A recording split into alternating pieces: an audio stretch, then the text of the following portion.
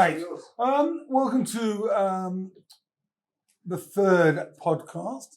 It is my pleasure to introduce my sidekick here, Andrew, who will hopefully kick me at the appropriate times, which will be quite often. And it is with great pleasure to welcome Paul Conroy, who's had I think it'd be fair to say, Paul, isn't it? You've had a bit of a stellar career within the record industry. You are a legend. And that doesn't. I'm not talking about anything to do with age, by the way. When I say a legend within the record industry, and let's face it, the record industry is not exactly renowned for for the nice guys and whatever. But as most people know that I had. Being privileged, I have a father and a stepfather in the record industry, and both of them said that Paul is one of the genuine nice guys, good guys. And he said his career has spanned over 6 decades, and I think that says an awful lot for Paul. Well, how old is he? Well, I think okay, half a century. Okay, let's just say a little bit of time. 4 decades. 4 decades. Let's just, Paul, you don't mind if I bring that time little down a bit. But 4 decades. But in that time, you've been at the helm of some pretty iconic record labels. Stiff, Charisma, Chrysalis, just to name, but Virgin. I mean, these are not Warner Brothers. I mean, these are not little record companies, and you've been there during takeovers. You've looked after artists such as Nick Lowe. He was one of your record producers at Stiff, wasn't he? Elvis Costello, Ian Jury, but you looked after, dare I mention, the Spice Girls. Let's face it, they did sell a few records, didn't they? Just a few. And I've got to say, one of the things I had no idea about did you ever come across the Roncos, the K-Tels records? Because compilations, you turned a sleeping giant. I mean, you basically kicked hard, didn't you? And you've got the compilation market. And what were those figures? Amazing figures. And I know that, this is, you don't want to kind of say, oh, I did this and I did that. But actually, it's very impressive on those compilation albums. How did you manage to do that?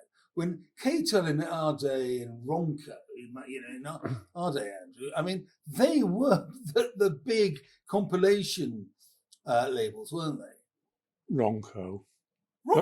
Those top of the pops. Albums with the lovely girls. Not that we ever install the girls on those albums. But Paul, I mean, was it a conscious thing that you said, right, do you know, actually, here is a sleeping giant.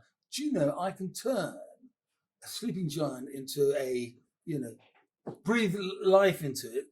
I mean, what was that kind of eureka moment? I don't know where to start now. I think I should go after all. I think start from the beginning. Where did it all start for you? Where did it all start for me? Okay. It all goes back to, I went to John Fisher School in Purley, and it was a really good school, really nice. I almost shared a desk with Bill Nye, the actor. Oh, really? Who still remains a friend to this day. And I can't say I was the brightest button on the block. And I left John Fisher to go to Ewell Tech in Surrey. And on the first day going to the interview, I was walking up the road and I saw this young man looking very mod boy-ish in his Doc Martens and walking up, and I said, excuse me, and I think I had my school blazer on or something, and I said, do you know where Ewell Tech is? And he said, yes, I'm going there as well for an interview. He just moved from Edgware, haberdashers, and come to live in Sanderstead. I lived in Purley, and that was Chris Briggs, who's been probably my oldest friend, and Chris is still to this day working with Robbie Williams. He does all Robbie's stuff. And he was an A&R guy who signed ABC. And so he came into the business. But a lot of people who went to Ewell Tech came into the music business. Lindsey Brown, Nigel Kerr, who was an agent, John Jackson, who was an agent. Lots of us, for whatever reason, because in those days, I went to Ewell, I did my A-levels at Ewell, and one day they were looking for someone to run what were those days, the dances. And basically, I don't think anybody wanted the job as social secretary, but I was persuaded to put my hand up and I became the social secretary. And that was my first dive into the music industry, where I sort of met some lovely, charming agents, Marky Martin, Terry King, all these people who wanted to get their bands on at Ewell Tech. And Ewell Tech was great because it had a big refectory and, you know, it was easy out of, you know, being where positionally for bands to get to one thing or another. So I decided the first band I would sign was to play at Ewell. And all the nurses who were there, trainee nurses, and all the would-be architects and surveyors and things wanted dances because they could then canoodle with their, and we wanted to see bands. So the first band I booked was The Nice for £175. And I had Elmer Gantry's Velvet Opera as the support. And we completely sold out. And outside the door, banging on the door, there was Tony Stratton Smith, because he managed The Nice at that time, and they were fantastic. I think we had in the refectory we had something like 1,800 people, and then I had a series of bands that I booked. I booked a band called the New Yardbirds, and 2 days before they were due to appear, I got a call, and they said they've changed their name. They're now called Led Zeppelin. So I had one of the very early gigs, and I think I paid £175 again for them. And also knocking at the door to get into the gig, there was Peter Grant. So Peter Grant came down, and I had Fairport Convention. I had, for £15, I had King Crimson, who were just getting it together in the country. And they came down with their entourage and their light show and everything. And at the top of the bill was Keith Hartley, who I loved Keith Hartley because he'd been in John Mayall's band at one thing or another, and he just had the Half Breed album come out. And he walked into the room in his full sort of, he used to wear all these sort of fringe jackets and big hats, you know, and had an Alsatian dog. And he walked into the room and he heard the Mellotron from King Crimson, and he just stood there and went straight into the dressing room and hid. But when I had Led Zeppelin, Jimmy Page came down early, and I remember him sitting in the dressing room reading an Asimov novel, and I had a bit of a chat with him, and I said, "Oh, you've come down early." And I didn't realise at that time, although he told me his mother was a dental receptionist in Epsom, he'd come down to see his mum, got the train down and things, and he walked in, but he'd gone to school in Ewell, and he'd been in a band with Jeff Beck in Ewell. So Ewell was really my long way of explaining it, but that's where I got into the music business and got to meet people in the business. And I got to a point where I got my A-levels, but they weren't good enough to go to university. My best friend Chris Briggs went to Leicester University, and I thought, well, I've got to do something. So I joined up to go to Leicester College of Printing. And I was shipped up to Leicester College of Printing. I was put off typographic design by one of the lecturers. And after a week, I came back. And then I went to Teachers Training College. And at Teachers Training College, I became social secretary, Newman College, Birmingham. And I went to see all the bands in Birmingham around that time. I saw Black Sabbath who were playing at locally. Tea Symphony and all those sort of bands.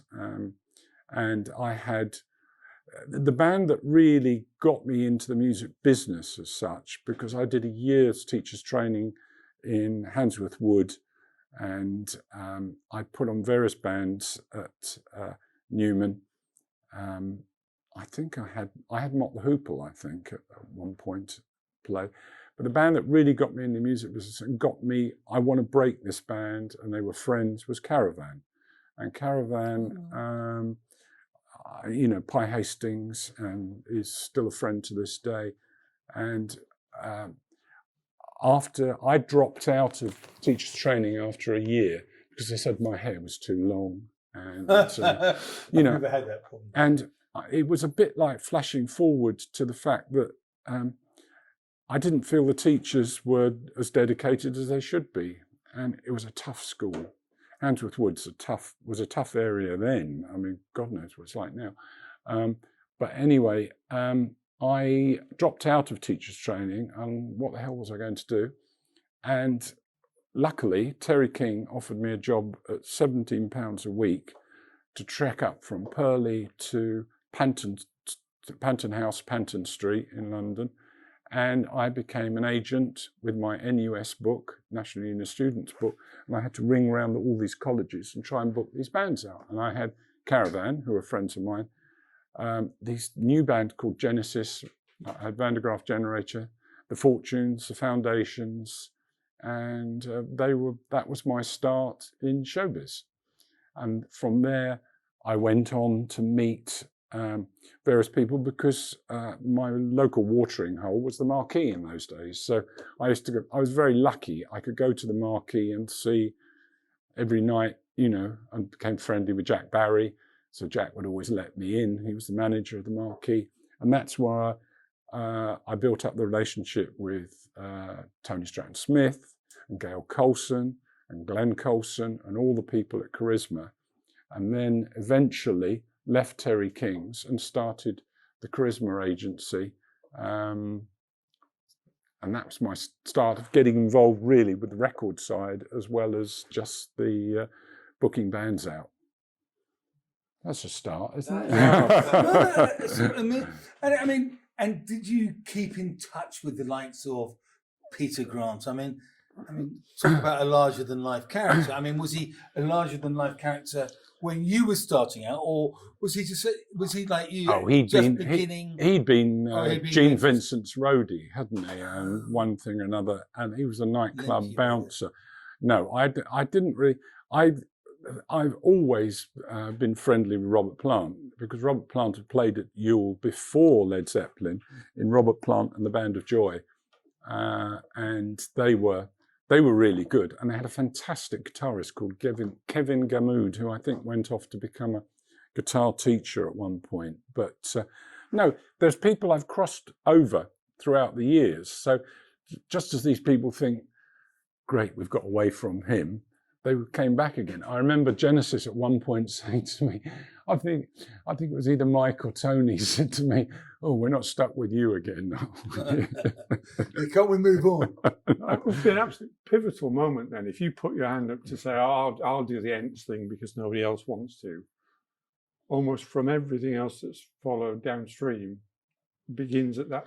But I was very lucky because I had I've always worked well within teams of people, and I had a team of people who loved doing what I was doing, except for Chris Briggs, who never put up a Marshall stack in his life or anything like that. He was always chatting. He had people like he was chatting up the artists while I was either, you know, putting up. But you imagine Ewell, it was the bands played on.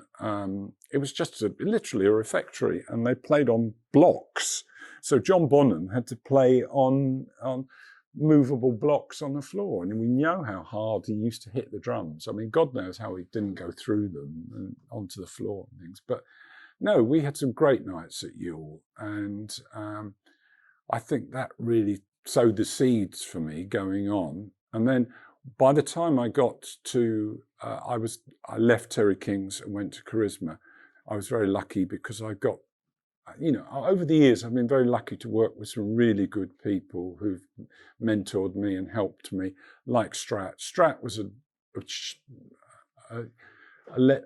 you talk about legends. Strat was a legend. I mean, he was a man who, he had a label which from one side was Genesis and Van de Graaff Generator. And he used to cry when he used to listen to music. He used to move him so much. And he brought in so many different people because he'd been a writer and a journalist and a very close friend of Matt Busby's. He brought in all sorts of people because of the publishing side, and he'd been a sports editor of the Daily Sketch when the Daily Sketch was going, and that's how he brought in Monty Python. And one of my greatest ever lunches, Strat came into my office and said, "Connors," he said, we're going out for lunch." And I said, "Okay." And there I am looking like one of Status Quo in all my denim and things. And he said, "We're going to the Gay Hussar." And he said, "And who were we meeting?" Sir John Betjeman. Oh, wow. And Charisma did 2 albums with Sir John Betjeman. And it was like, there he was, the poet laureate, sitting in front of me. And I'd watched all the films he did in the 70s and things, where he did Metroland and all those great, and talking about various buildings. And he fought hard, didn't he, to keep the Euston Arch and everything. And he was quite remarkable. Strat wanted me to be his agent, and he was going to put him on tour because Jim Parker and Hugh Murphy had produced these records, and he wanted him to do a tour. I don't think Sir John was really up for doing the Penthouse Scarborough or something like that. How did you then make the break from the booking side, from having been with Terry King? Well, it's tough. I mean, because you have to sit there, and in those days, what was brilliant, you had colleges where bands could play at colleges. They weren't just drinking sessions and things like that. And people were enthusiastic about going to colleges. And if you think of the music industry, it's littered with people who were social secretaries. Yeah. Ed Bicknell, Chris Wright, Terry Ellis. The list is endless of people who trained and got into the music business by being social secretaries and running the dances. And the most enjoyable part was having big pockets, so you get the cash from people at the door, and they'd go. Of course, it all went back into the Students' Union. I'm not suggesting it didn't, but that sort of thing. But it was a great training ground for people. It was hard because agents are thought of as almost the lowest of the low, or they were in those days. There was something you found under your heel, an agent. Whereas the record side was far more glamorous, and you had dinners and lunches rather than sitting in your office. You probably were having a sandwich.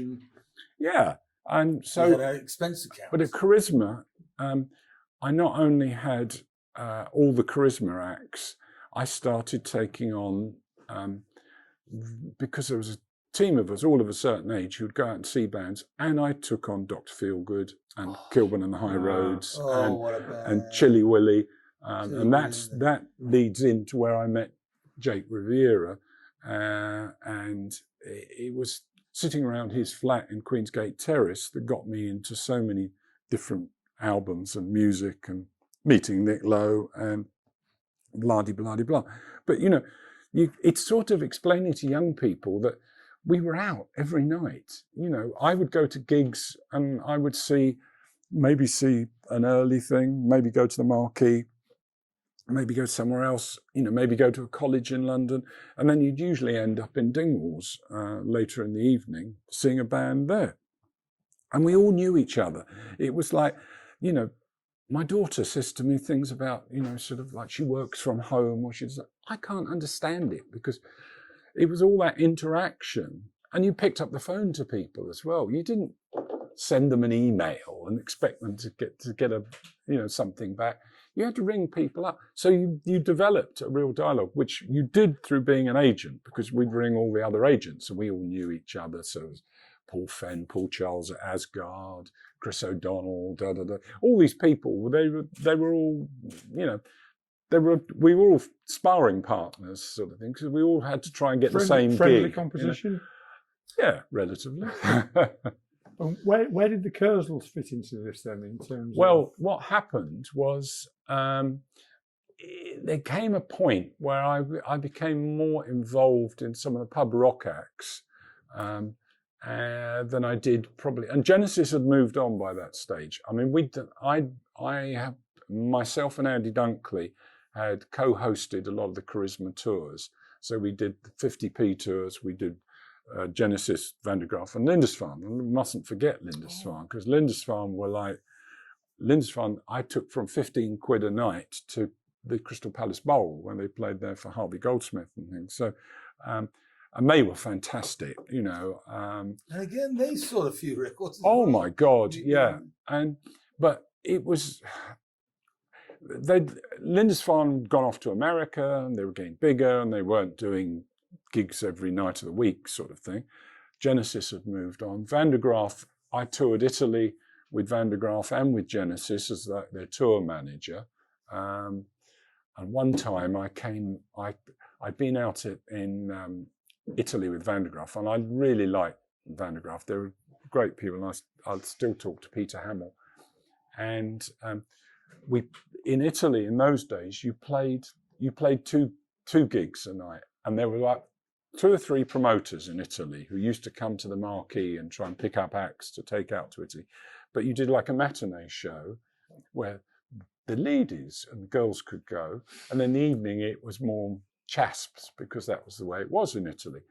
So we played in Trieste one night, and Peter Hamill and I ran round the stage of this auditorium to theme 1 and things. We got quite excitable in those days and things. And I came back from Italy with Van der Graaf on the plane.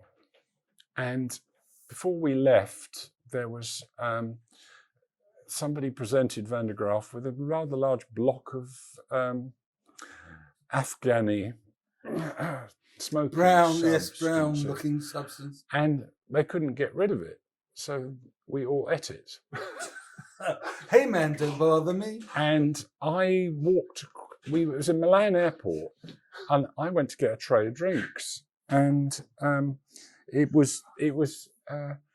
I got this tray of drinks, and right across the room I could see the band, and the band all used to wear these hats, you know, like Dave Jackson, the sax player, you know, and I could see them looking at me, and I came quite halfway across the airport lounge, and all of a sudden I saw Michael Foot. Do you remember Michael Foot? And I dropped this tray of drinks right in there, and I could see the band go like, oh my God, you know, like, what's he up to now?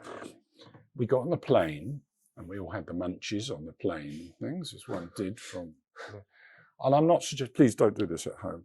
And so I get to the airport in London, and I'm walking through, and I go, ooh-wee, ooh-wee. My mum and dad had come to pick me up. So that was seen, you know, the band thought that was hilarious, that there's this rock and roll character, and mummy and daddy had come to pick him up. Anyway, I don't know where we were going from there. Feeling very pleased with himself. Yeah. Well, that's the beauty of these tangents that we inevitably go down. But no, I was keen to understand where the Chrysalis fitted in. Yes, so am I. No, what happened was Pete Thomas from the Attractions, the drummer, legendary drummer, and Jake had seen the Chrysalis play at the Kensington, which was the first sort of watering hole for all the pub rock bands. And you got like 30 quid a night, I think, for playing at the Kensington. And they told me about them, and he said they were looking for a manager. And I went to see them, I loved them, and I got on really well. And that's how I was introduced to the Chrysalis. And so I decided that I would manage them full time. And at that time, I was living in Kingston with Adrian Boot, photographer, did many, many sessions with Bob Marley, and with Lynn, his wife, who'd worked at Black Hill Entertainments. And I ran Hangar Management, as it was called then, from there. And the Curzels were, you know, I had all the contacts, so we would play all the pub gigs, Newlands Tavern in Eltham and Hope and Anchor, and we did a whole lot. And that's how I got into the Curzels. And then we were signed eventually by Jonathan King, who'd just lost 10cc at the time and wanted a new act. Is it UK or UK Records? Yeah.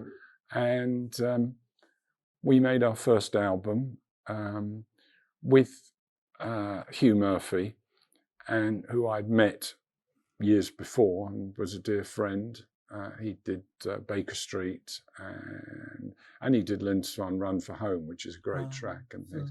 He was a really good producer, Hugh Murphy, and that's how the Curzels first started. And we were very lucky. I had 2 or 3 really good years with the Curzels. Sorry, Paul. Did you get them the deal at UK Records? Yeah. And was it your responsibility to choose the producer, the song, or Somewhat, yeah. We did it in conjunction with Will Birch, who was the drummer in the Curzels, who went on to play in the records and things. Will's a very thoughtful, intelligent young man, and he knew his music and he knew who he wanted. It was also he played with a lot of your artists, didn't he? Oh, he did later. Yeah, he did later on. Yeah, no, he after we'll come to Stiff in a bit, but he was. I think I'd suggested Hugh Murphy, and whether rightfully or wrongly it worked, I'm not sure. And I don't think they made the greatest album for UK, but we had Pocket Money, which was a great song, and Speedway, which was always great live because Paul would put on the helmet and do that. But they were a great show band as such. And what happened was we played the Marquee, and the BBC were looking to do a documentary about a band on the road. And it was between us and Ace and Kokomo. And Mark Cadell, who's still who was producing it and directing it, he came down and he saw them, and they decided to use the Curzels. So we did this Curzels, So You Want to Be a Rock and Roll Star, on BBC Two, which went out for 90 minutes on a Saturday evening. And it's life on the road, and you can still see it. You can see it on YouTube, and it's quite interesting that Spinal Tap, the Bad News Tour, and everything was taken from this thing, because it is a band on the road. And back of a transit. Yeah, literally. And me being picked up at the Hendon Wimpy Bar. And I suppose, we didn't really have great plans in those days. Now, when you sign an act, you have marketing meetings, and you have social media people there, and you have the press people. Years later, with the Spice Girls, that was the sort of thing we had to have. But at that time, we didn't. And I thought, this is going to be great. This is, get 90 minutes on peak time television when it was difficult enough to get on Top of the Pops, or, there wasn't any later or anything in those days. I think there was Jazz, whatever it was, wasn't there, on BBC Two and things. But and maybe it didn't do the band all the favours we'd hoped, but it was great. And it's a great historical thing to see now. And you can see it at Dalston Cinema, I think, on January the 16th, where it's being shown on a Sunday afternoon, along with Mark Cadell's one of his other films he shot for the BBC on Rod Stewart. So that's all fun. But I had great times with the Curzels, and we toured. We did we did some great shows in Holland, where we used to go to a club in Holland called Bodie's, and all the pub bands used to do it. Brinja Schwartz, Feel Goods, Shaky used to do it, Oh, really? And he used to do Thursday, Friday, Saturday night, sometimes a Sunday. And you'd be put up in this hotel by a lady and a husband, Nicky Bodie, and you'd get minimum amount of money, but you'd get free hotel, and you were in Amsterdam, so and all the delights that Amsterdam could throw for you. What would they be? Eh? What would they be? All those delights. Yeah. But I remember one night with Shaky had played somewhere else, because what she used to do is, so after you'd played Bodie's, she persuaded other promoters to put you on in Harlem or other places around. And I think they'd played somewhere else and came back into Amsterdam and staying in the same hotel as us. And I remember having a very drunken evening with Shaky and the gang, and eventually ending up throwing a white bicycle into the canal. So, yeah, we had great fun doing that. And then we toured. We got the tour with the Flying Burrito Brothers, which was which was sensational, until we got to Finland, and we were on the ferry going across to Finland, and all of us and everyone on the ferry was absolutely legless, because they go out, and we didn't realise that about an hour into the trip from Stockholm to Helsinki, you hit the pack ice. So they were all got themselves absolutely blethered and lying on the floor.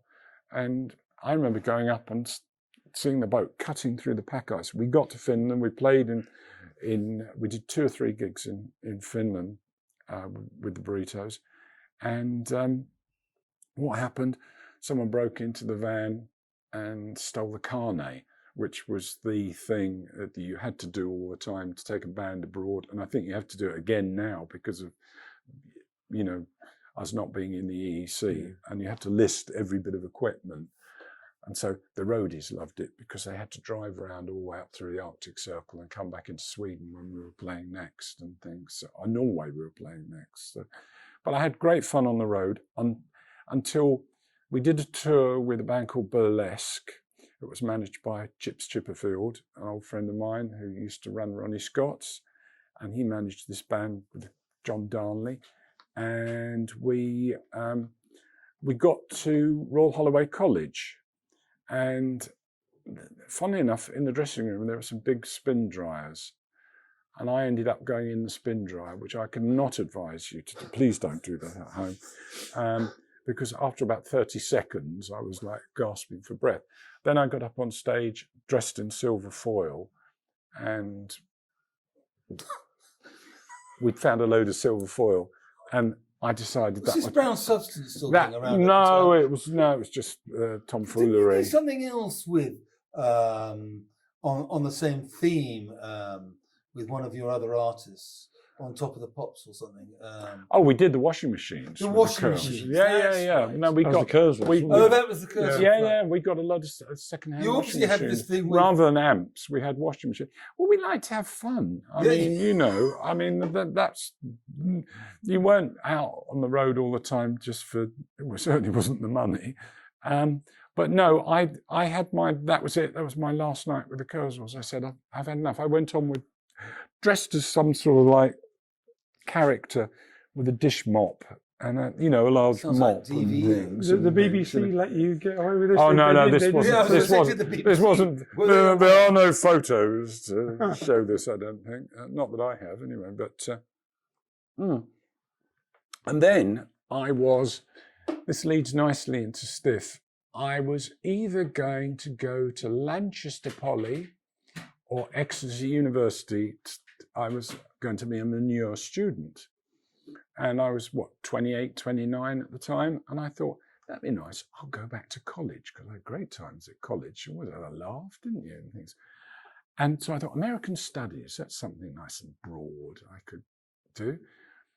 And then I got a call from Jake saying to me, we're just about to start this little record label called Stiff Records, and we've had a couple of things. I knew they had a couple of releases out, and he said, I'm in partnership with Dave Robinson. Well, Dave Robinson had taken over, after the Girls got a bit of action going, I had an office in 32 Alexander Street, where Stiff went afterwards as well, which Peter Jenner and Andrew Kring of Blackhill rented me the office. Unfortunately, at one point, Dave decided he wanted to use the office as well, and he used to sleep in it. And Dave had also had managed the Brinsleys at one point, and when he took them to America, well, everyone knows the story about the Brinsleys going to America. They took a junket of journalists over to do the Fillmore, and their plane got delayed, and by the time they got there, they never got on stage and everything like that. But the journalists had a great time and things. So, but David ran the Hope and Anchor, and he'd always wanted to record the Curzels live, and I always thought, lovable rogue, no thank you, I don't want to record that because I don't know what's going to happen with the tapes and things like that. So anyway, I'm taken out to lunch at the Newborn Cafe in Westbourne Grove by Jake and Dave. And they said, look, we're looking for a general manager and someone with a safe pair of hands to come in and run the day-to-day side of Stiff, while Jake goes on the road with Elvis and Nick, and Dave would be on the road with either Graham Parker or Clover, who he looked after, and blah-de-blah-de-blah. And I said to Jake, I'm not sure about that Dave Robinson. I'm really not sure about him. He said, you know, da-da-da. And Jake and I have always got on really well together. And the only time he didn't is when I had some golf trousers, which he didn't really like at all, me wearing, and told me to my face. That's the way he was. But anyway, I agreed to join Stiff on £30 a week, and I would schlep up from Kingston, where I was still living, to go and work in Alexander Street. And I came into Stiff at about, as all of us are record collectors, I think it was about by 7 or by 8. And we had a basement about a quarter of the size of this room, and we had a lot of the records down there that were pressed at All Lake or Lingerphone or all these places.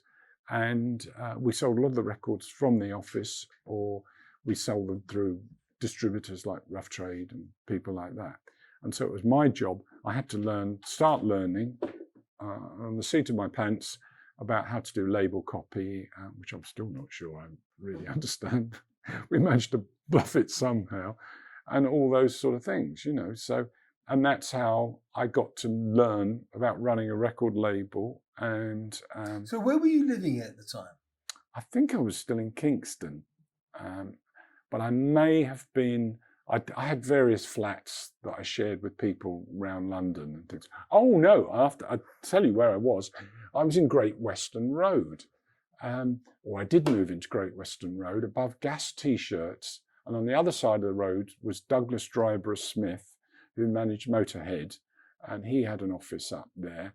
And yeah, I spent a few years there with Cynthia Lowell, who was the receptionist at Stiff, and she very kindly gave me a room in her flat. So, but yeah, no, we're scuzzing around, and I'm thinking, I'm 28, 29 or something like that. Shouldn't I be, you know, shouldn't I be on a lounger somewhere or something in this world of showbiz that we live? But no, I mean, 30 quid a week, that's what I earned.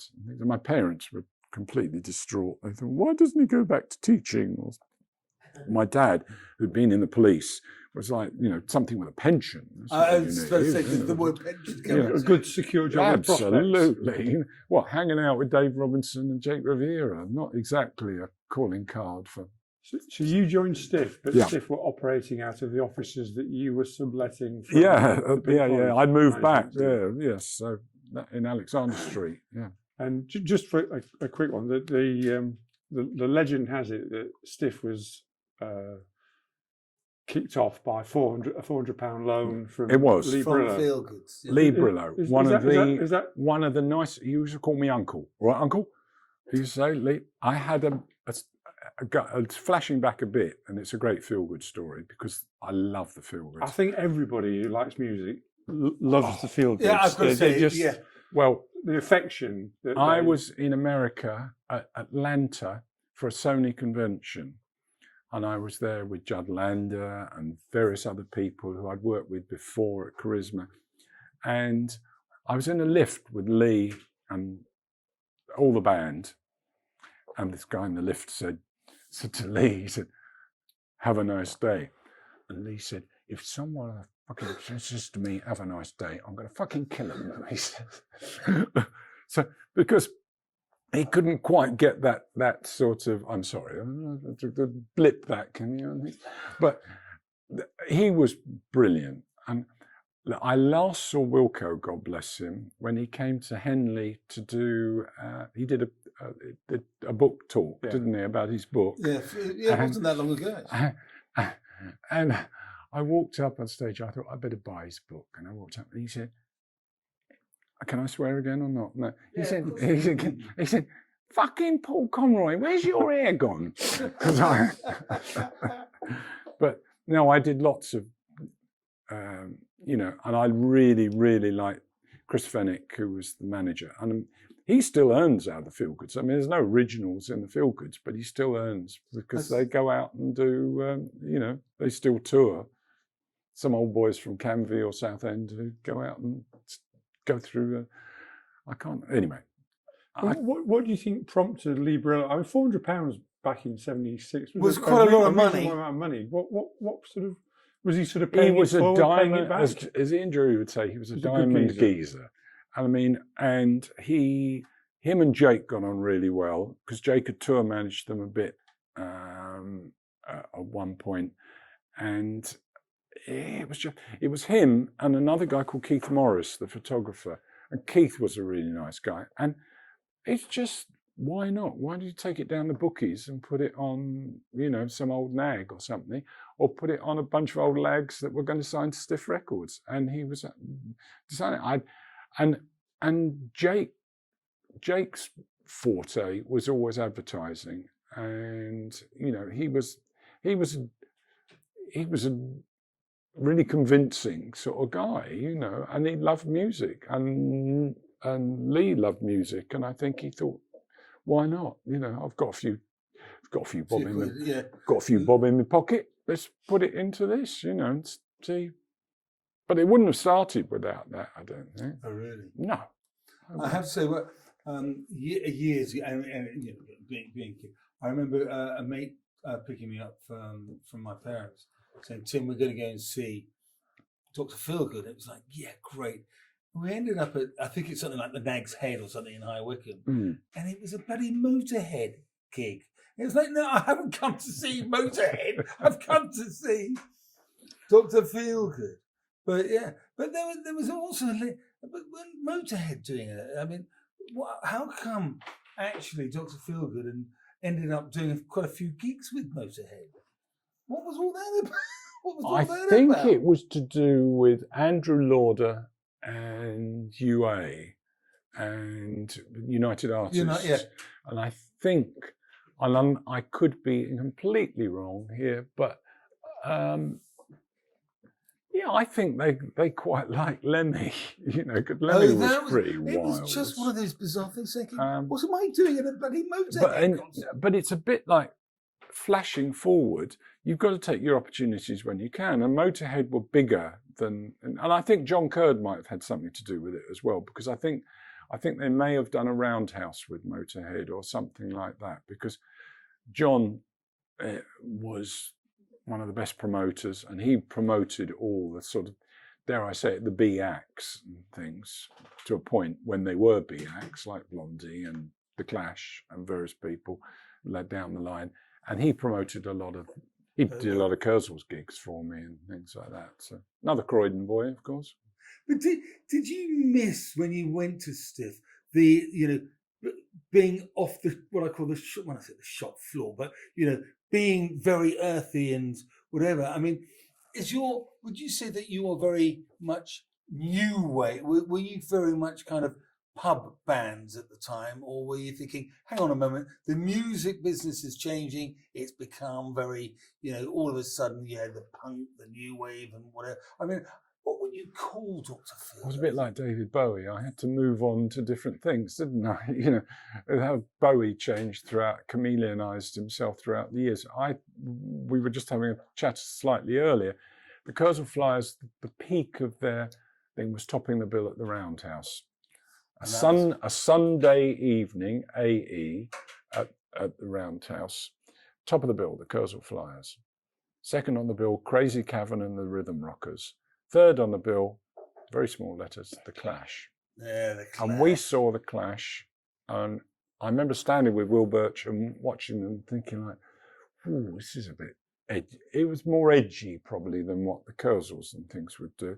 And then this whole thing with punk came along. So I understood the band. I mean, Brian James, I knew because I had a band called Krively Rog, K-R-I, which I was named after a Russian iron ore town, because I just went like that one day on a map and I came to a place called Krivoy Rog, and I thought we'll call it Krively Rog. And then when people asked us what we played, I'd say rock and roll, you see. So,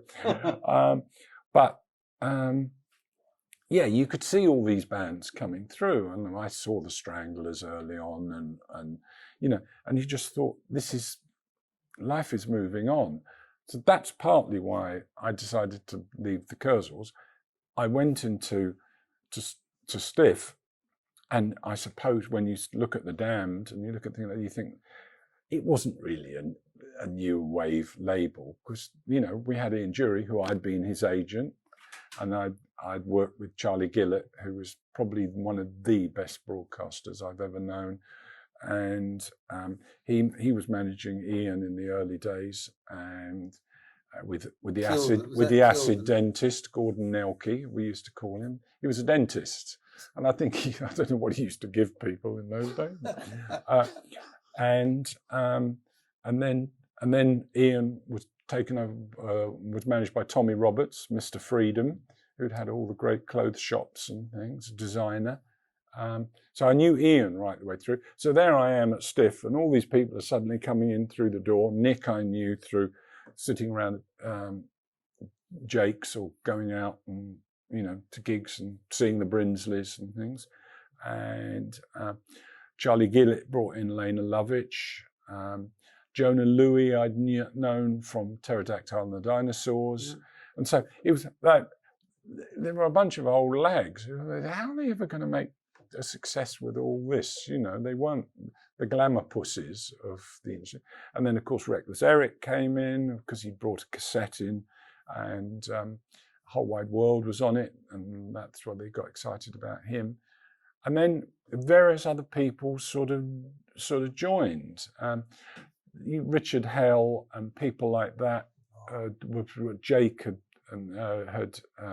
met in America or had friendships with. And then, of course, the time came, I suppose, quite early on. I mean, Elvis used to come sit in the office, and he used to go to Ron's, the shop on the corner, and get his dog roll and a orange juice, and come and sit in it. And he was still working in the Hoover factory in Witten, in Twickenham. And I'd seen him when he was in the band Flip City, but it was his early tapes that persuaded Jake and Dave to sign him. And so Elvis, I was with Elvis when we played outside the Sony convention. Jake decided, he said, okay, let's go and play outside the Sony convention, because there was a few people at Sony who were interested in signing Elvis for America. And there was me, there was Cosmo Vinyl, Glenn Coulson. We all rushed off to outside the Hilton, and they dragged most of the executives out from the Sony convention to see Elvis play outside. Elvis got busted for playing outside, and I had to go and get him out of West End Central Station. And so there was me, you know, saying, my dad was a policeman, you know, to try and get him off and things. Did that work? And David Gentle, the lawyer, on the phone to the police and thinking, oh yeah, we got him off. And he came back to Alexander Street, and it was like heroes, you know, yeah, they're back. But you had fun in those days doing things, playing outside. Playing outside, you know, the Sony convention, and the very well organised, fantastic event, you know, and I went to many a Sony convention, but I mean, it was just to get all the punters outside. And then Elvis did get signed to America, to Sony in America, as did Nick, so which helped. It always felt that Stiff was a slightly anarchic home for misfits. Undertakers to the industry. Everybody was welcome, and you take a chance on almost anything, however left field it might be. We passed on an awful lot of acts, unfortunately. Well, I mean, like the Undertones, who came in, and we should have signed them. I have to say, yeah. Dexy's Midnight Runners came in their white coats that they used to wear, those sort of like doctor's coats very early on. Oh no, there were lots of people, but we had no room. But Dave Robinson would have taken anybody on board. It was like an orphanage or something. He'd have said, come on, let's have a night. And I'm thinking, like, I've got to market this thing. I've got to sell it. You know, we've got to make records.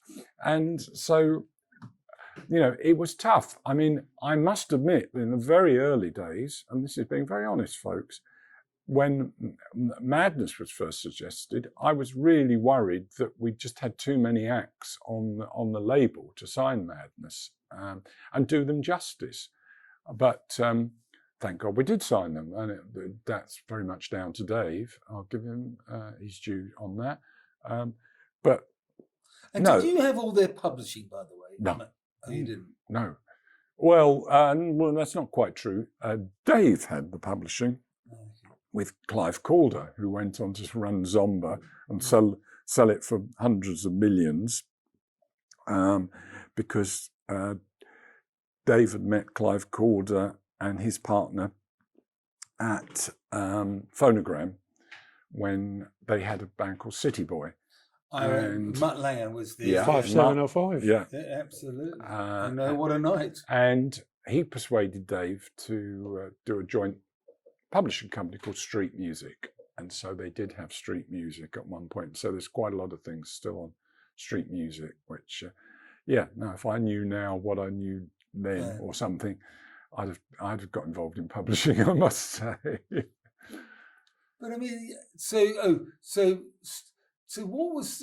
I mean, who had the early, for example, who had the early Elvis Costello and Ian Dury publishing? That was again. Was that out to a Zomba or? Elvis went with Plangent Visions, which was Peter Barnes, who had Pink Floyd's publishing and things. As the Kurzels went with, it was called Rock Music. Rock Music, the company, and Plangent Visions was Elvis. Ian's publishing, I really can't remember who had his publishing, but I mean. But when you first met someone like Ian Dury, I mean, did you think there is a star? Oh, there is a guy who is going to. I saw the Kilburn and the High Roads at a pub in South London, and Charlie Gillett had asked me to go down and see them, and myself and Nigel Kerr went down to see them, and I just thought they were great, but they were such an oddball bunch, because you had the legend that is Humphrey Ocean, who's now a painter and who's the bass player.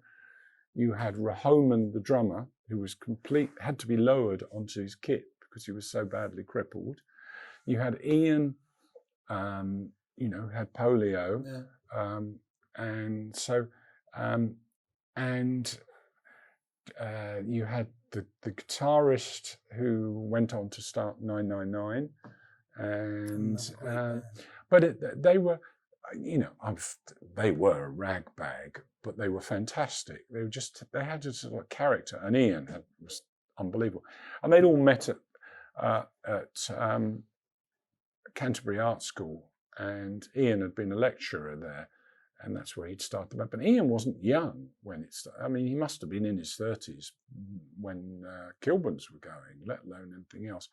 But no, I loved Ian. He was really... he was extremely bright, and I had so much respect for him, because in the world of rock and roll, to be as badly crippled as he was, I mean, he wrote the song, didn't he, Crippled with Nerves, but he was stand up on stage and do all that sort of thing. But the act and the way he developed was brilliant. And the keyboard player, Mickey Gallagher. Well, Mickey, I'd known. Mickey had been in a flat across the road from me in Richmond, and of course, he'd been in Bell and Arc, who was on Charisma. So, there's all this sort of mixing into sort of things. So, and I still haven't told you the story about how Phil Collins got his first toilet seat from my parents when he bought a flat in Epsom. Pray tell us, it was a great opportunity. No, finishing with the Kilburns and Ian. I really like working with. If you saw the film on Ian, which what's his name, the actor, the guy who played Ian in the film. I'm just showing who it's. And I've got to say, I've seen a lot of films with musicians and artists in it. And he was brilliant. He caught Ian to a T. And in the film, there's an extract from where the band go to play a gig, and I know exactly where that gig was. It was Hastings Pier. Andy Sereth. Yeah, he's worth. If you knew Ian and you saw that, he was brilliant.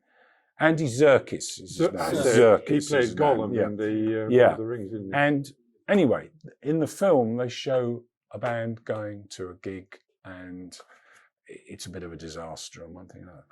And this gig was at Hastings Pier, and I can remember getting the call on the Monday morning, and that 5 people had turned up or something like that. I was a good booker, but I couldn't make the people come. And this guy said to me, "I can't believe it. You sent a bunch of cripples down to play for you." And I was like, "What?" That was what you had to. I mean, I had Ian play.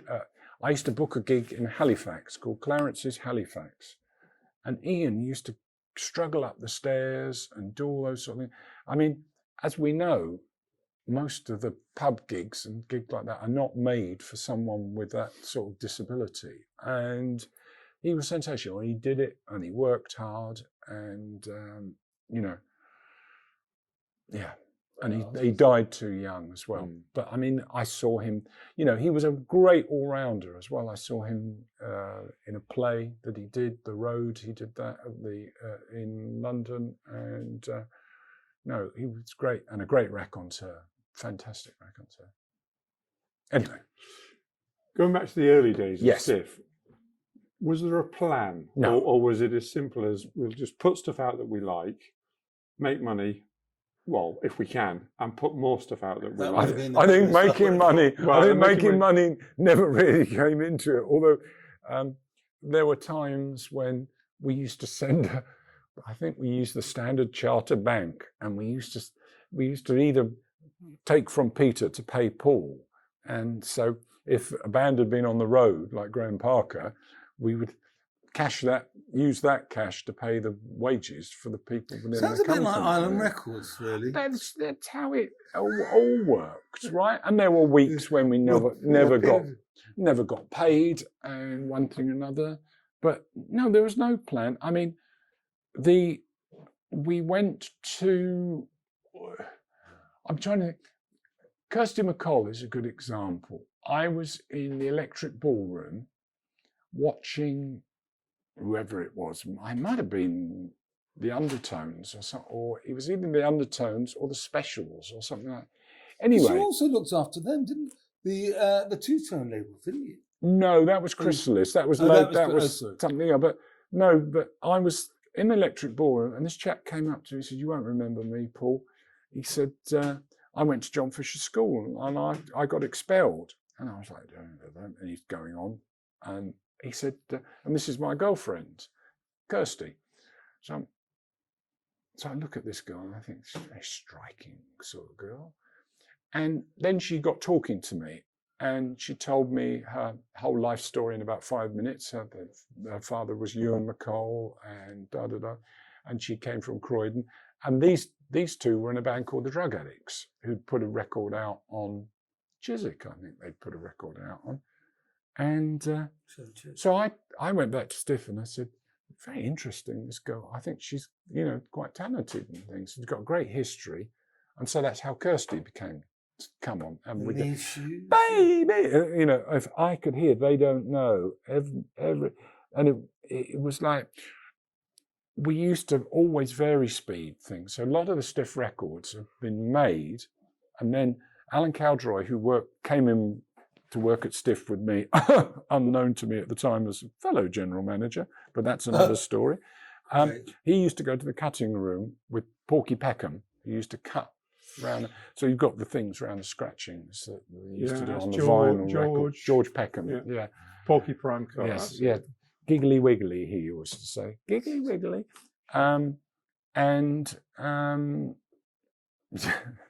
Where was I? Vary speed.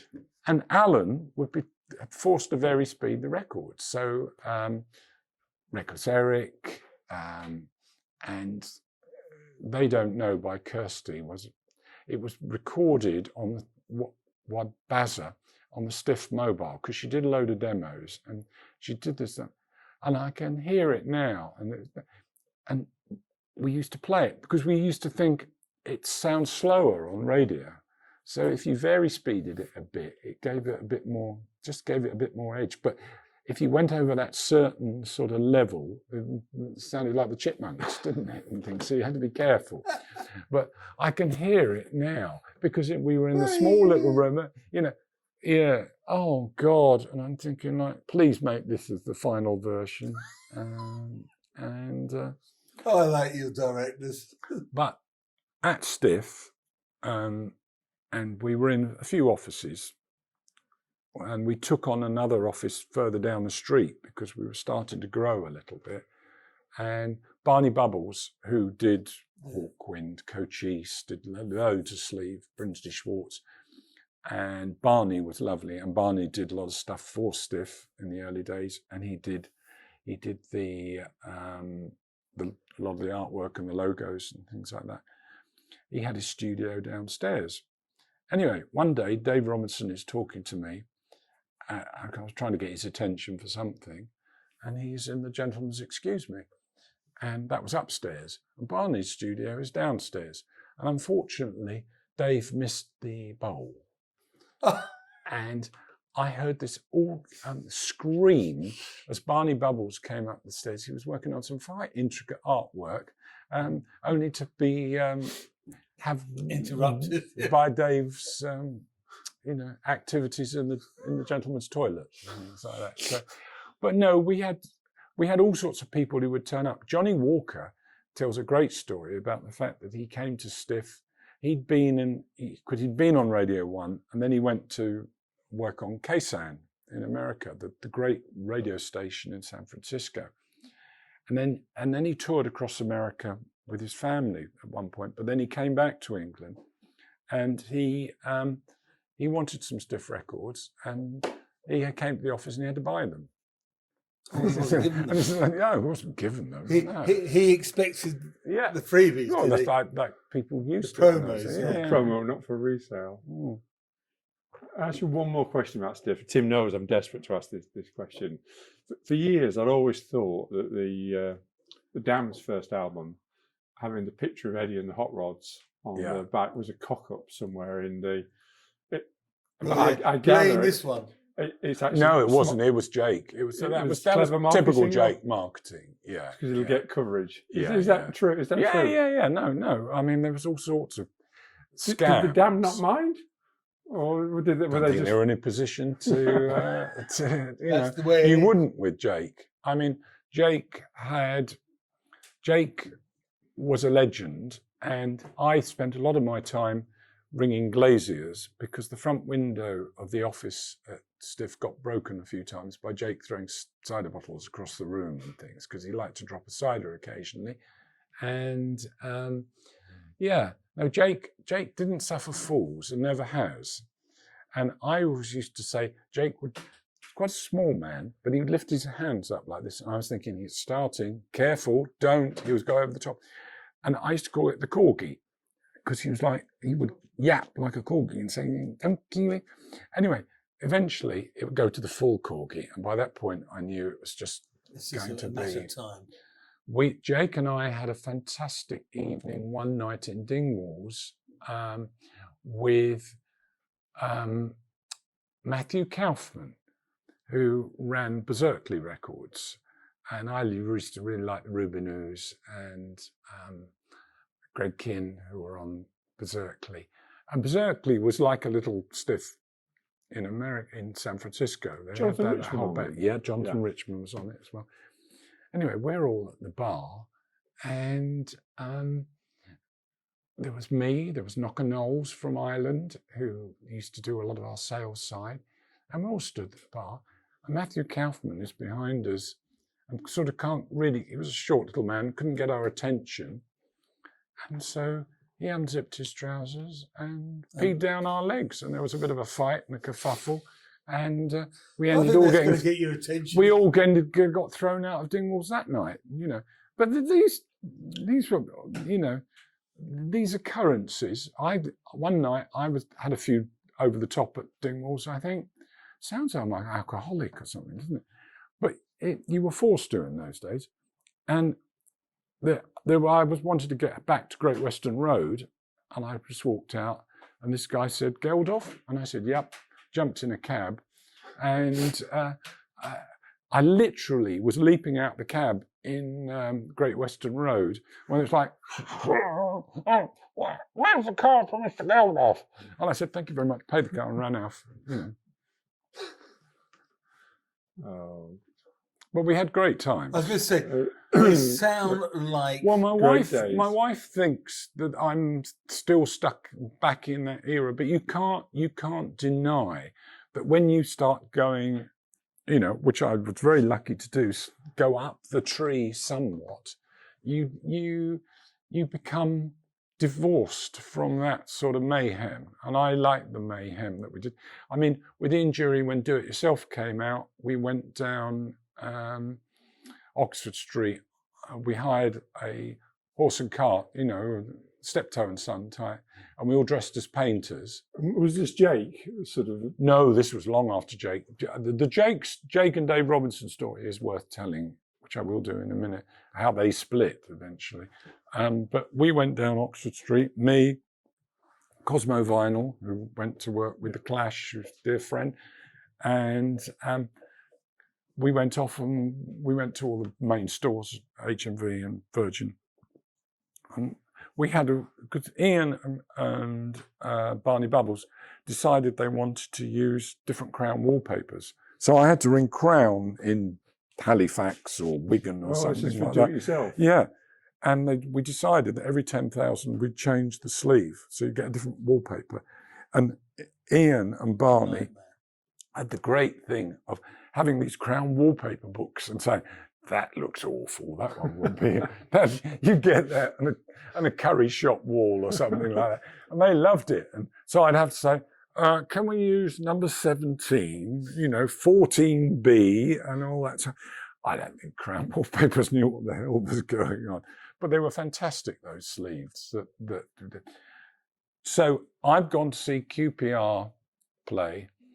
I'm not a QPR supporter, but I used to like seeing Stan Bowles and people like that. So I used to go and see Chelsea, who I've supported since 1959. And I went out. I went surrounded by Chelsea supporters. I went to QPR because it was the other Saturday, and a bit of light relief to have a cheese roll and a bovril at QPR. And I came back, and of course we worked all the hours that God sent at Stiff, and I went back to the office to do some work. And I got outside, and Dave Robinson was outside, and he said, "I just got to tell you, Jake has left." And I was like, "Oh my God, I could murder you, Jake, and you've left me with this mad Irishman. Oh God." So it was like, do I stay or do I go? You know, I mean, that was the point for me, because Jake was really my oppo, you know, I learned so much from Jake, and I decided to stay. So And it was great because afterwards So what sort of we year made was, I mean, what sort of... I knew you'd say that to me. Can I check with Yeah, my Is there a crib sheet? What year would that have been? That would have been. I'd say 83. I think it's 82. Yeah, There's the researcher. I wouldn't have a clue. well, I started at Stiff in '77, so Jake was not there that long when I left because it was basically he just gone. He had an offer to work with Andrew Lauder and start Radar Records through Warner's with Elvis Costello and Nick.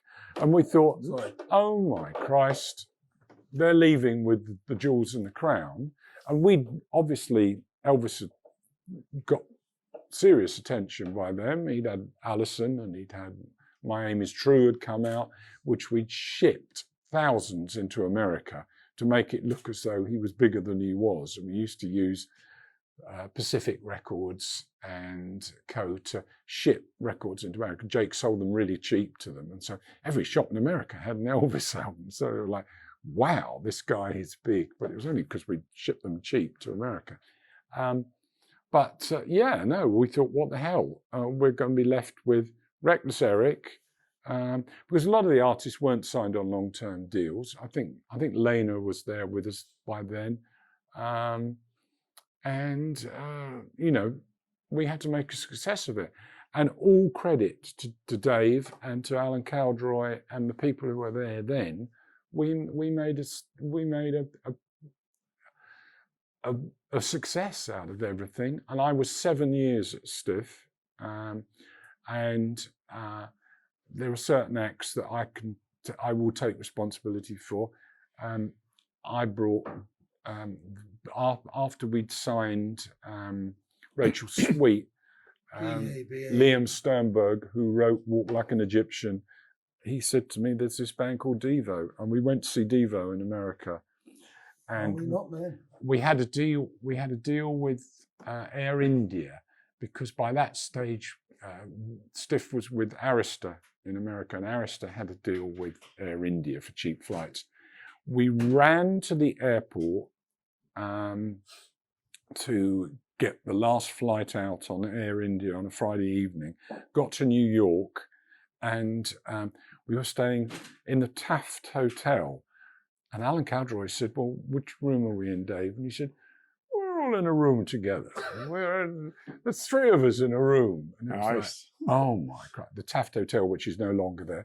Anyway, then we went out and we went to see Devo play at Max's Kansas City or one of those gigs there. And odd band. And we went to see them, and the three of us are sat there in the front row. And we were absolutely hammered by then because obviously we'd had a few drinks on the plane as well. And so I would nod off, and then Alan would wake up. And then Alan would go off and Dave would wake up. So we never saw the whole set, all of us, but we saw, they were sensational. I mean, they were weirdest thing I'd ever seen. Was it in the boiler suits? Oh yeah, they did the boiler suits. And also, it was the videos that sold you on. They were sensational, and so that's how we signed Devo. And we did Satisfaction. Are we not meant? We are Devo. We are Devo. And we brought them in. They played the Roundhouse and one thing another. And then they were picked up by Virgin, and Warner's paid a lot of money for them, and they did Whip It. And I love that track. That was a follow-up, wasn't it? Yeah, We're Not Men, yeah. But that was all to do with the Akron family and the Scratch and Sniff, which I think was my fault. I will take responsibility for various things at Stiff. Also, the Stiff train tour, which was my fault. We were going to ask you about that. Yeah. Well, I saw somewhere in one of the music papers that the Grateful Dead had done a train tour across America, and I don't think they were. So I said to Dave Robinson, "Wouldn't it be great just to do a train tour, and then we could put on the back, sleeves and get all the record shops down in the afternoon, so you could pile them up with freebies and they could buy T-shirts or whatever else." So what you're saying is that Johnny Walker wasn't invited? because if you had all the free promos. No, but this was much later on down the line, and down the line, and so we decided to do the Stiff train tour, and I think it cost us 40 grand to do it, and it was. I wished we'd never sort of started it really, because it was like, okay, Paul, let's do the Stiff train tour, and it was like, humana, we have to do this, and the thing was, it was still British Rail in those days, and what we got, and the first day we met up, and Annie Nightingale came down from the whistle test and filmed us leaving Olympia. But you had to do all the tracks where there were no main lines and things. So it took bloody hours to get to Did gigs. you hire the whole train then? Yeah. You didn't use scheduled services? No. So you hired the train? We hired a from train. British Rail. So when you're going out of London, with... going to Birmingham, we went via sort of Lowestoft or somewhere. You had to go around all the tracks that there weren't the mainline tracks. So it was quite interesting.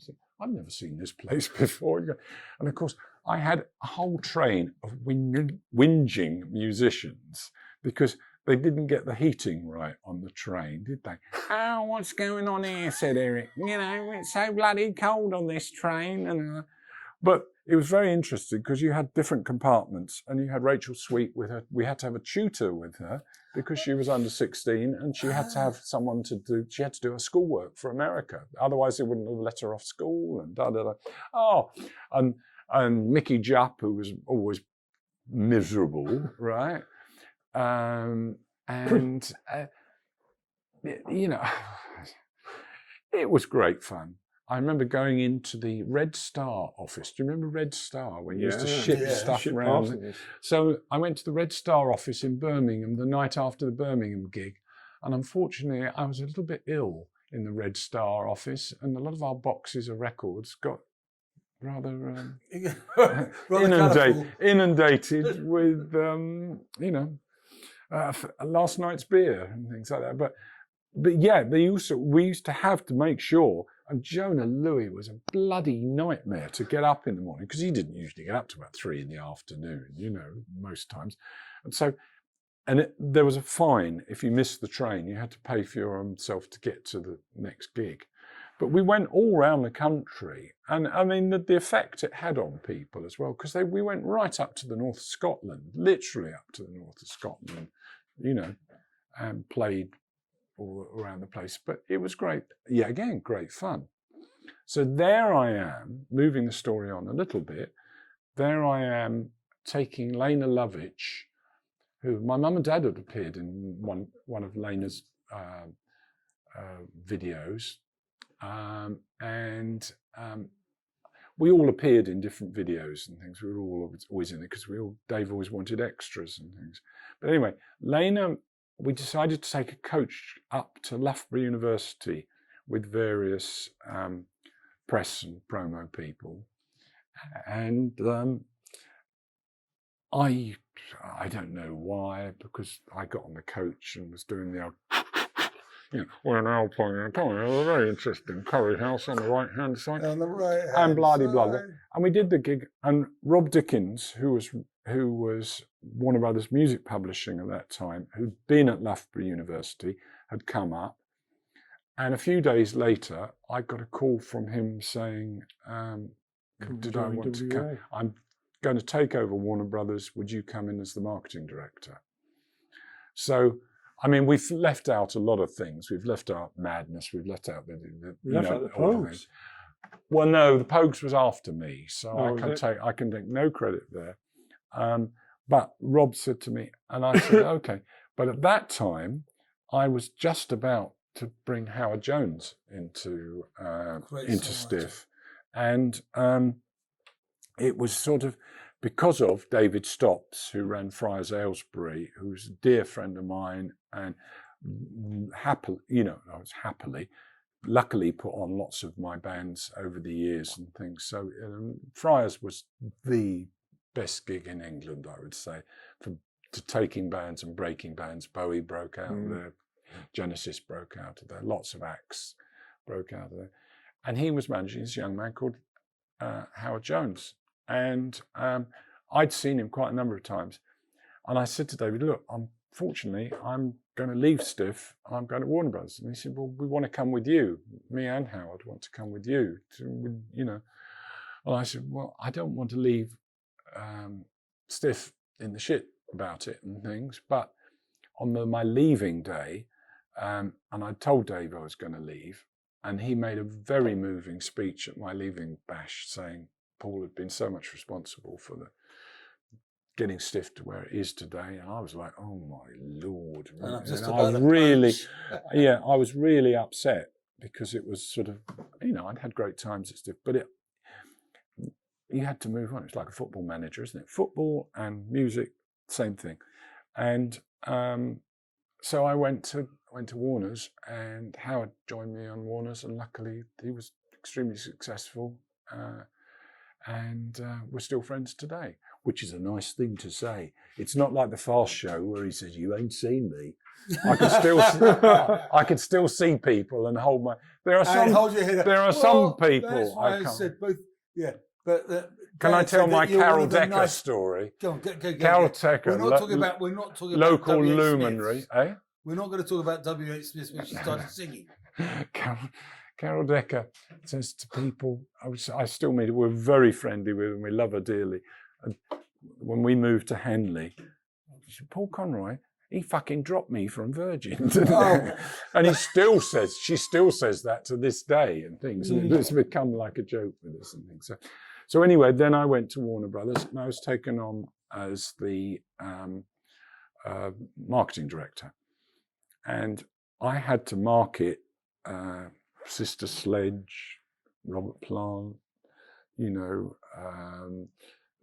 all the Atlantic acts, all the Sire acts, and all the UK acts that were there. So it was a big business. So I'm there, and there's a guy called Ziggy Locke who runs Warner's, Siegfried E. Locke. And Siegfried was fantastically, he always wore scarves, and he looked as though he would have been a tank commander in the previous life. Yeah. And so we have these big meetings, don't we, which we'd never had at Stiff. And he comes around to me, and I'm fresh off the block, and he said, so Paul, you've got 40 whatever to last you for next month for marketing. Do you think that's going to be enough? I said, I think so. I think it's probably quite enough. And Rob Dickens said to me afterwards, you had no idea what he was talking about. Was it £40? 40 grand. It was 40 grand, actually, he was talking about. And I was like, what do I say here? What do I say here? Well, I never had seen budgets like that before, but I had so many acts to work on that I had to. But, you know, that was the great thing. You could learn by your own mistakes. You weren't sacked for doing things. You know, you think, well, he's a good enough guy, you know, it'll move on. So you parked that one and moved on to the next. People don't get that opportunity anymore. Showbiz isn't like that. You know, it's brutal, isn't it? So, but no, I had a great time at Warner Brothers. I learned an awful lot there. And, you know, some of the people I met and could go out with, Brian Wilson, Lou Reed, Madonna, Prince. Oh, Prince. Prince is probably the best live act I ever saw in my life. And my wife and I went to see him in Paris. And as a performer, he was, you know, he just was the best, I think. And we were very lucky because when I was at Warner's, we did a whole series of shows with him and Steve Farnoley, who managed him, and we put him on at different places after shows. Yeah. And he played upstairs at Bieber's. He played in Camden Town. And I was getting to bed at 4 a.m. and getting back into the office by about 7:30, 8 o'clock, because I've always been an I remember reading about those after show gigs he was playing. Where Clapton came and played with him. For like 3 hours after the gig. Sensational. Strange little man, but I mean, as a performer, you know, but that's that American thing, so professional. Yeah. You know, Springsteen's got it, hasn't he? And there are people, you know, American acts, you know, who are just so polished. I was looking at some of the signings that WEA made during your time when Rob Dickens was there, when you'd got this is bands that mean a lot to me.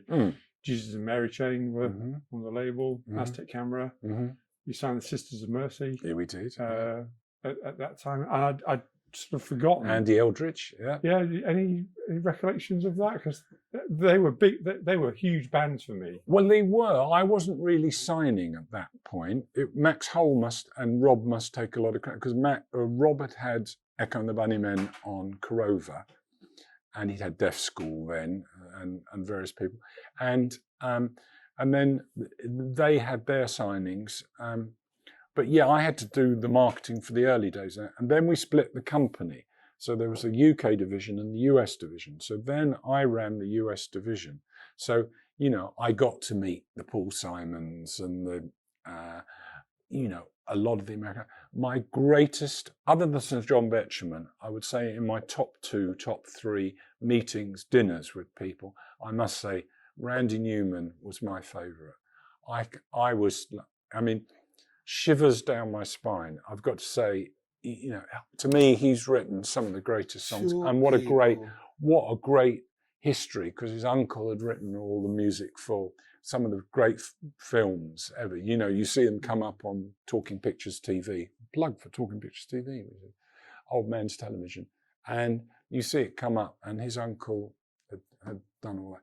But I was just like, I must say, he's one of the few artists. Lou Reed was weird and chain smoked all the way through our meal, literally chain smoking with his Japanese girlfriend and things, and that was strange. But Randy Newman was just like, he's dry, intelligent, and you just wanted to talk to him about the songs he'd written. And I love the story about Randy Newman because he used to go, he was obviously quite a wealthy guy, and he used to go he hired an office in LA, and he used to go to that office like 9 to 5 to write and just do it as a discipline. And I think that was a great idea. There's that great album Harry Nilsson sings. Yeah. As you said, Randy Newman. I mean, that must have been a magical time. The early 70s.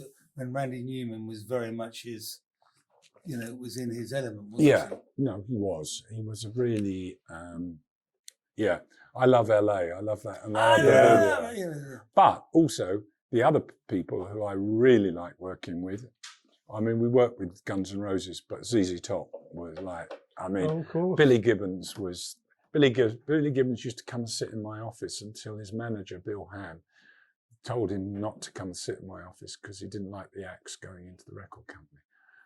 Anyway, is that right? I went out to dinner with Bill Ham, and Bill Ham basically was ZZ Top. He started the whole thing. It was his idea and things. It's a bit like Tom Parker, where he came from a business and he put this band together, and the live Buffalo on stage and things was his idea. And Billy is still playing, but Billy would come into my office, and he was a big Stiff fan as well. So he'd come to Stiff in the early days, and he'd done all that.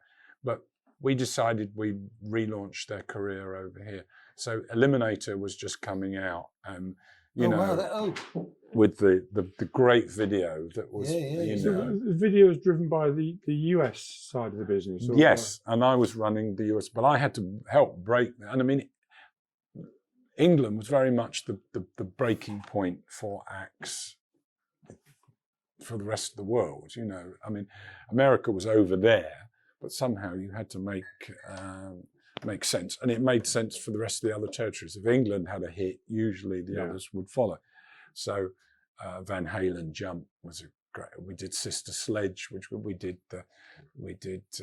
all the Levi's commercials with Benny King, and we had lots of hits there. And but we were very lucky. And of course, Aha came in as well. Through Seymour. No, not through Seymour. Through Seymour. Is that Sire? Yeah, that wasn't Sire. No. That was signed by a guy called Andrew Wickham. And Andy Wickham had worked with the Stones in the early days, and he was very much. Do you ever remember a program called Hiram Holiday? He was a little man with a suit and tie on. It was a program back in the 50s and 60s, but he looked like him. And he signed Van Morrison for America. He signed lots of. He went to America to work with the Stones, and he met Mo Austin, and he got to work with Mo Austin. And then he came back to England, and he signed various acts. He signed a-ha, and he signed Eddie Kidd as well. Remember Eddie Kidd? The Motorcycle. Yeah, he did a record Paul with Young's him. best mate. Yeah. But yeah, no, I was Separate story. Yes, Seymour. You see, the thing with Seymour was that my first wife had been his secretary, and so I met her taking the Madness tapes for the first album because Seymour signed Madness for America. So I took the tapes over, and that's where I met Maxine, my first wife, over there in America. And Seymour was like my wicked uncle. I love Seymour. Seymour was like, you know, he was probably the last of the great A&R come record people and a character. He used to come out, we used to have a Tuesday night meetings at Warner Brothers, and Seymour would come in with the Gang of Four, which was me, Rob Dickens, Phil Strait, and Max Hole, and we'd go for a Chinese or something around the corner. And he'd say, "Can I join the meal?" And he'd always have that. And he'd go, "I'll have the shrimp with the so and so." And he'd say, you know, and he'd say, "Xie xie," you know. And then he'd be, and most of it would all go down his front. He was a great character. Now, didn't he originally sign Madonna? Is that how you got? No. This is one of the great things about showbiz is who signed who, you know, or where were you when this happened. Madonna was in a shoe shop and met a guy called Michael Rosenblatt, whose father was Eddie Rosenblatt, who was Warner Brothers' marketing director, and then he went to Geffen with David Geffen, and he met this girl in the shoe shop who was working in the shoe shop, and she told her then boyfriend, partner, husband, Michael Rosenblatt, who took it to Seymour, and then Seymour signed it. But so Seymour signed it, yes, but it was Michael Rosenblatt who did the introduction. So, yeah, and the story with us, with Madonna, is in the UK, the first record came in, and Seymour was like, put it out, get it out. You know, he always wanted, because I suppose he earned more money when the record got released around the world. And God bless him, Phil Strait who was the sort of international guy who'd filter a lot of the stuff that was, because we couldn't put out everything. We got into terrible trouble for not putting out all the Warner's and Electro Atlantic Nashville stuff and things. You know, there was just too many things, and probably most of them wouldn't sell. Did they expect everything to get pushed through? Ideally, yes. Yeah, well, if you worked at Electra, you'd want all your stuff out. If you're told, actually, we're not. So anyway, Phil would get all the early copies of records come in and say that, you know, because you know we're sending stuff online in those days. They'd come in boxes, you'd open it up, you'd play the record. And on Tuesday nights, we used to sit around at Warner Brothers and play various records and say what we thought of them. It was like jukebox jury or something. Anyway, Rob said, Seymour's been on to me about Madonna, you know, He reckons that if we don't want to put it out, Roger Ames at London will put it out. And it was like, oh, get out of here. Anyway, so he said, have you got the single, Phil? And he said, Phil's knee going 90 to the dozen, said, oh, I'll have a look. And so, unfortunately, he'd kept a lot of these records by his radiator.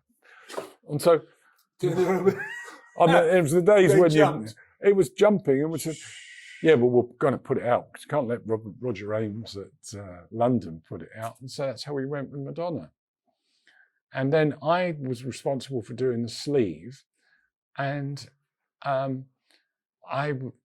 thought, do you really want a belly button showing on this sleeve? And so I was going to cover it. And Rob Dickens said to me, he said, you know nothing about sex, Paul. You should. So we did. Well, we put it okay. out with them. All credit to Rob on that. So. And the rest is history. But the great thing for me with Warner's is learning to work with bigger acts.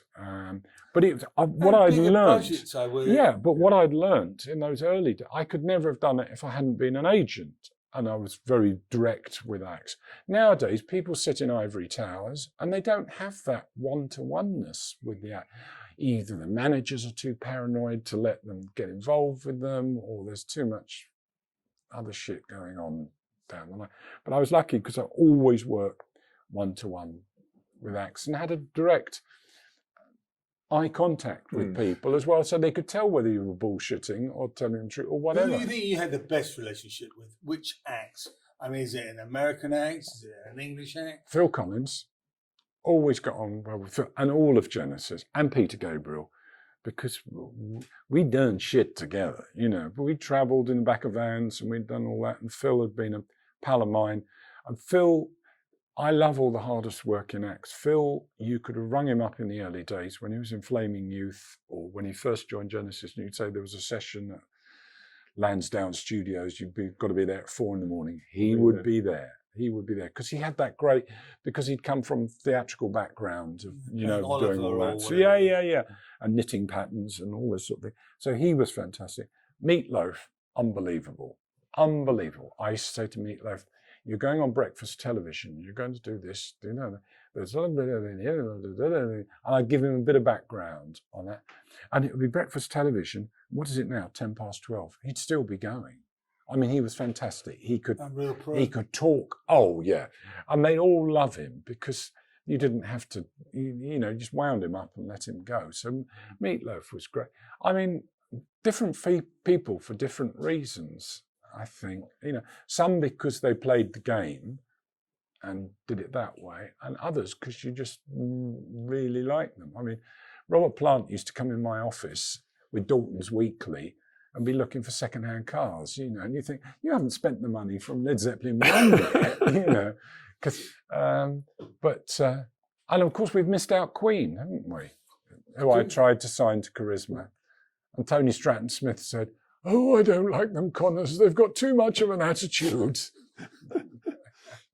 Really? It's kind of like big mistake. That's what could have been. I know. Can you go for me? You do intervals is absolutely fine. Can we have an interval? We can edit. I'm pleased he's taking the mic off. I might join him.